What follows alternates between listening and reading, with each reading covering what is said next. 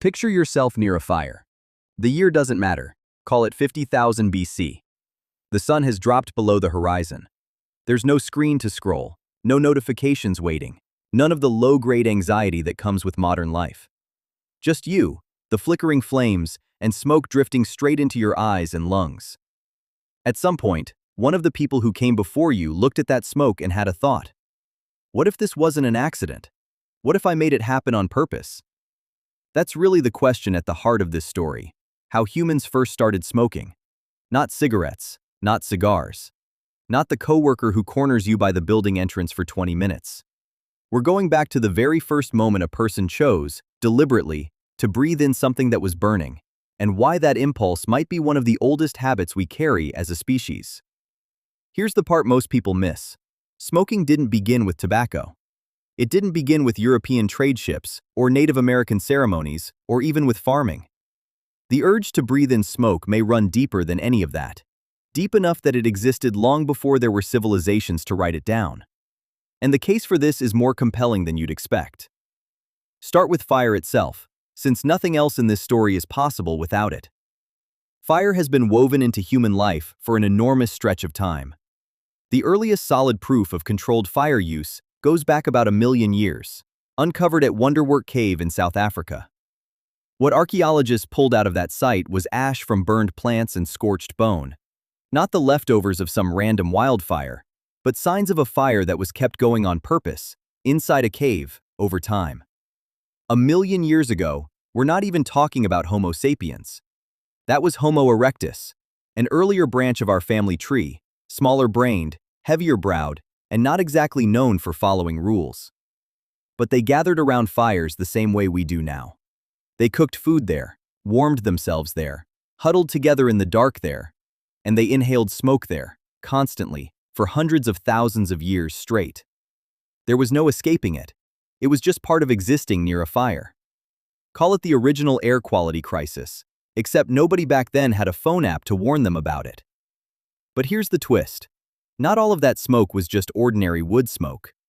Burning organic material doesn't only produce water vapor and carbon dioxide. Depending on what's going up in flames, you also get a mix of other compounds. Certain plants, once they hit combustion, release substances that act on the brain. Alkaloids, terpenes, chemicals that have a real, noticeable effect on the nervous system.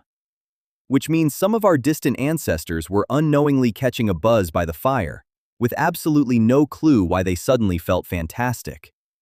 This isn't some fringe guess. For decades, researchers have suggested that early humans in wooded regions would have been exposed, again and again, to smoke from naturally psychoactive plants, cannabis, various Nicotiana species, and other mind-altering plants scattered across Africa, Europe, and Asia. It turns out the human brain is built with receptors that respond specifically to cannabinoids. Those receptors weren't put there because of cannabis. They belong to the endocannabinoid system, which helps govern mood, memory, appetite, and more. But their existence means that the first time a person breathed in smoke from a burning cannabis plant, their brain didn't react with confusion.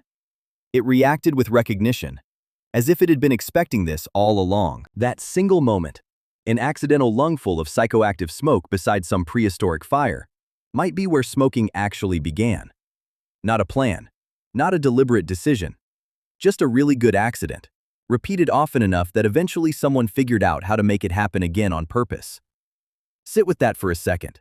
The massive global tobacco industry, centuries of ceremony, shamanic tradition, medical practice, social custom, all of it might trace back to one exhausted hunter standing in the wrong spot downwind and unexpectedly having the best evening of his life. Sometimes history is ridiculous in the most beautiful way. Now we need to be careful here, because two different claims are getting mixed together. Ancient people inhaling smoke from things, versus ancient people intentionally growing things specifically to smoke. Those are not the same statement, so let's look at what the physical record actually shows. The earliest hard evidence of cannabis being used on purpose, charred seeds discovered in a setting that points to deliberate inhalation, comes from a tomb in the Pamir Mountains of Central Asia, roughly 500 BC. Diggers found wooden braziers holding stones that had clearly been heated to extreme temperatures, plus traces of cannabis with abnormally high THC levels. This wasn't the wild variety grown for fiber or seed. This was the potent kind, deliberately placed inside a ceremonial grave. That's about 2,500 years back. Here's the question worth sitting with, though. Just because we haven't found older proof doesn't mean older instances didn't happen. It might just mean nothing survived long enough for us to find it. Organic matter, seeds, leaves, plant fibers, almost never makes it through thousands of years underground intact. We still have stone tools from 3 million years ago, simply because stone barely decays. A wooden pipe stuffed with dried plant matter, on the other hand, will rot away within a few hundred years under typical burial conditions. A leather bag of cannabis would have disintegrated back into soil long before any archaeologist arrived with a trowel. So just because we can't see it in the ground doesn't mean it wasn't there. There's also what you might call the Herodotus puzzle. Writing in the 5th century BC, the Greek historian Herodotus gave a vivid account of the Scythians, nomads from the Eurasian grasslands, engaged in something he described as a vapor bath. According to him, they'd pitch small sealed tents, heat stones until glowing, toss hemp seeds onto those stones, and sit inside breathing in the resulting smoke, supposedly howling with delight. For a long time, historians figured he was either exaggerating or simply misreading what he'd witnessed. Then archaeologists dug into Scythian burial mounds and found exactly that setup: bronze braziers, scorched stones, traces of hemp. Herodotus hadn't embellished a thing. If anything, his account was understated compared to what the evidence showed. Let's turn to tobacco, since it's the substance most associated with smoking in people's minds. Tobacco belongs to the genus Nicotiana, and it originated exclusively in the Americas. That's a crucial detail, because it means tobacco was a total unknown across Europe, Africa, and Asia until contact with the New World happened in the late 15th century. When European ships landed in the Caribbean in 1492, the crews witnessed something they'd never seen before. Columbus recorded in his own journal seeing locals carrying small glowing rolled leaves, inhaling smoke from them and exhaling it through their nose and mouth. His sailors found it bizarre. Within weeks, of course, those same sailors were trying it themselves. But the practice of smoking tobacco in the Americas predates 1492 by an enormous margin.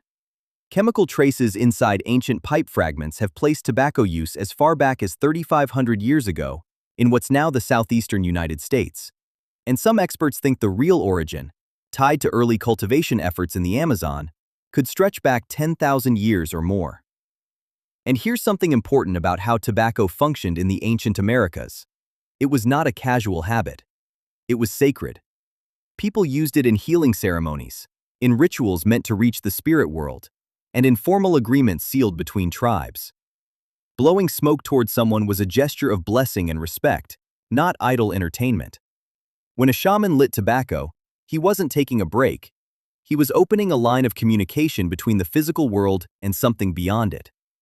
Smoke itself was treated as a kind of messenger, ferrying prayers upward and bringing visions back down. That distinction matters a lot, because it explains why tobacco use among many indigenous groups was so structured and restrained for thousands of years.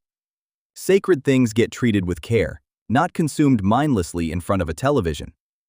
The modern habit of smoking as something ordinary, something you do during a break or while killing time at a bus stop, is largely a European invention, and a fairly recent one. Let's push the timeline back even further, into territory most people have never heard of, possibly the oldest known instance of intentional smoking in the archaeological record. A team of researchers uncovered something striking at a site in Utah's Great Salt Lake Desert. A hearth roughly 12,000 years old, containing seeds from Nicotiana attenuata, a wild tobacco species local to North America. These weren't seeds that drifted into the fire by chance. Their concentration suggested they'd been placed there on purpose. This hearth predates any known pipe or pottery in that region by thousands of years. That find pushed back the possible starting point for American tobacco use considerably, and it opens up an obvious question. If people were feeding tobacco into fires 12,000 years ago, whether for the smoke itself or for ceremonial reasons or both, what were people doing elsewhere with whatever mind-altering plants grew near them? 12,000 years ago, human beings already populated Africa, Asia, Europe, and Australia. The drive to seek altered states of mind isn't unique to one continent or culture. It's a feature of being human, period. Here's an idea that might sound far-fetched, but is actually taken seriously in academic circles: the intoxication hypothesis. The reasoning works like this. Practically every documented human culture has found ways to alter consciousness: fermenting drinks, eating hallucinogenic mushrooms, breathing in smoke, chewing certain leaves, swallowing particular seeds. This pattern shows up so consistently and develops so independently in unconnected societies that some researchers don't think it's coincidence. In the 1980s, UCLA psychopharmacologist Ronald Siegel argued that the pursuit of intoxication functions as a fourth biological drive, ranking alongside hunger, thirst, and the urge to reproduce, and that it isn't even limited to humans. Elephants go out of their way to find and eat overripe, fermented marula fruit. In Siberia, reindeer have been documented eating Amanita muscaria mushrooms, and then drinking the urine of other reindeer that had already eaten them, since the psychoactive compounds pass through largely unchanged. Reindeer running an informal drug recycling operation in Siberia. You almost have to respect it. The broader point is this: if the urge to alter one's mental state runs this deep, biologically speaking, then it's reasonable to assume early humans, long before domesticating any crop, long before pipes or pottery existed, were intentionally exposing themselves to smoke from mind-altering plants, simply because experience had taught them it did something to their minds. Maybe certain plants were burned on purpose during ceremonies. Maybe campsites were chosen specifically because of nearby plants known for this effect. Maybe people learned, through trial and error, which smoke felt good and which smoke could kill you, a lesson some plants only let you learn once. This was prehistoric experimentation with brutally high stakes. But the survivors remembered. They passed the knowledge on, person to person, around fires, long before anything was written down. For most of human existence, that's exactly how knowledge traveled. Not through books or classrooms, but through lived experience handed down by word of mouth. There's another piece of this story that doesn't get nearly enough credit: smoke as medicine. Long before it was used recreationally, and even before it carried spiritual weight, smoke may have served a medical purpose.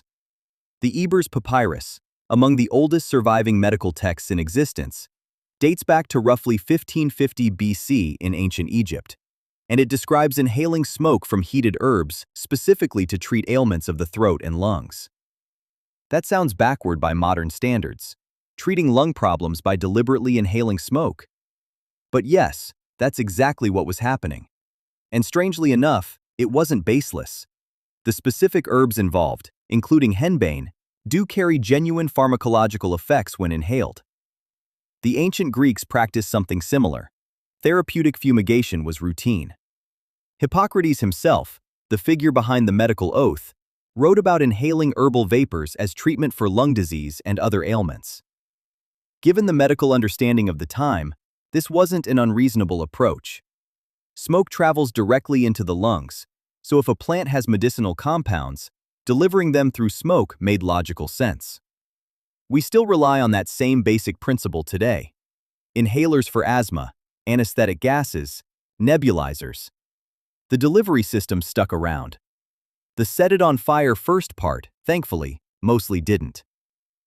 In Ayurvedic medicine in India, a tradition stretching back more than 3,000 years, there's a documented practice called dhumapana, roughly translating to smoke drinking, which involved inhaling medicinal herbs through pipes.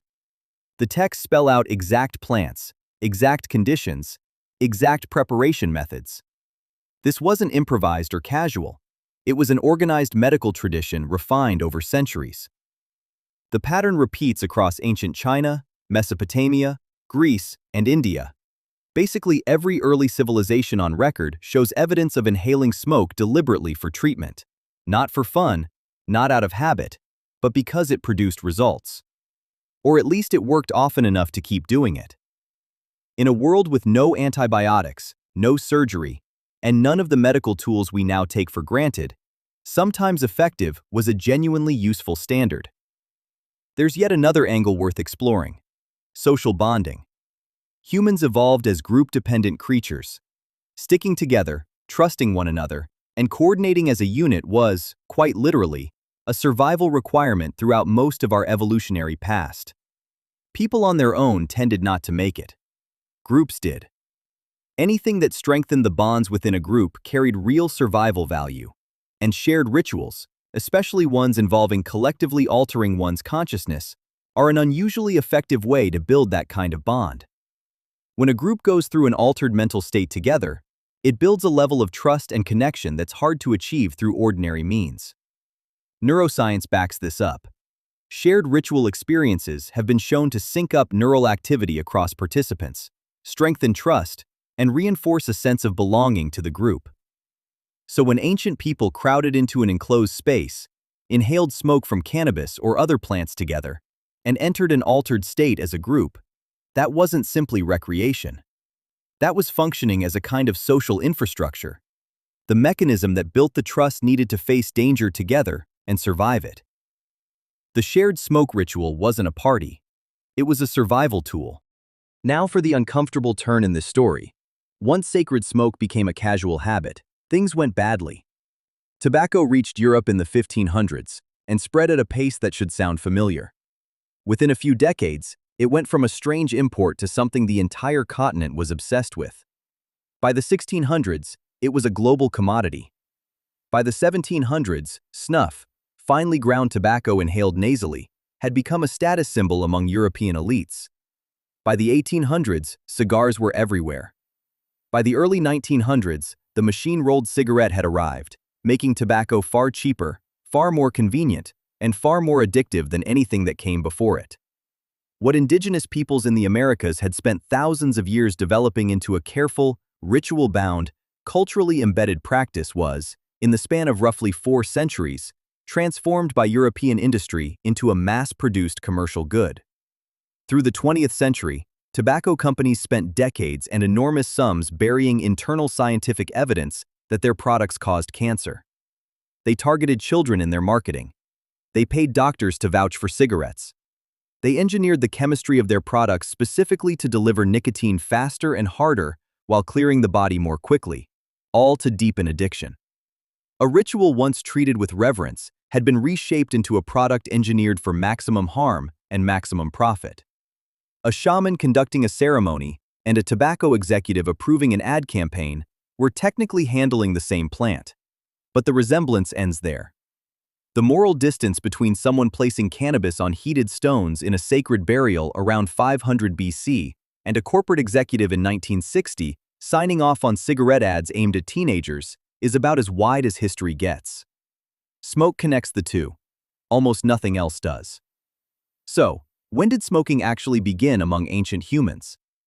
The truthful answer is that we don't know precisely, and we likely never will. What the physical evidence reliably supports goes back roughly 12,000 years, with reasonable speculation pushing the timeline further still. But the underlying impulse behind smoking, the urge to shift one's state of mind, to bond through shared ritual, to treat illness through inhalation, is almost certainly older than any object we've ever dug up. It might be as old as fire itself. It might trace back to the very mental leap that made us human in the first place. The ability to link cause and effect, to look at smoke rising from a fire and think, that changed how I felt last time. Let's see if it happens again. That's not weakness, that's cognition at work. What we can say with confidence is that this behavior is ancient beyond question. It came before farming. It came before pottery. It came before any civilization you ever studied in a classroom.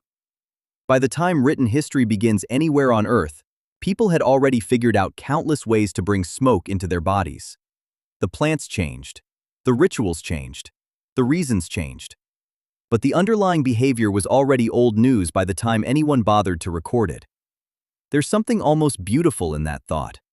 With everything that separates us from our ancestors, technology, modern medicine, the internet, the sheer overwhelming volume of content we consume daily, a few threads remain unbroken across roughly 100,000 years of human life.